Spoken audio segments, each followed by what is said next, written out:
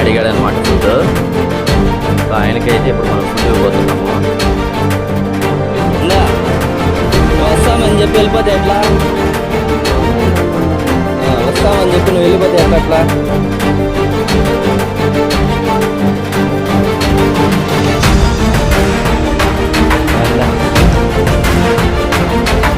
మధ్యాహ్నం తింటావా? సరే. ఎవరి మీద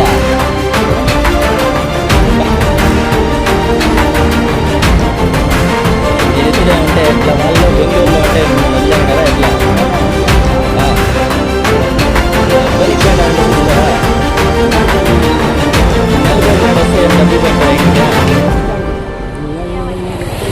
ఇస్తే అంత మాత్రంలో ఖర్చులు పెట్టుకోవాలి, కొనుక్కోవాలి. లేదంటే ఇట్లా చేస్తే ఎట్లా నువ్వా?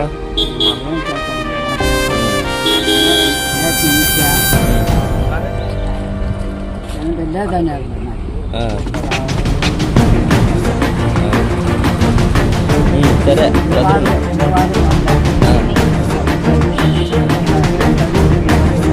ఏమైందా? సరే భద్రమా.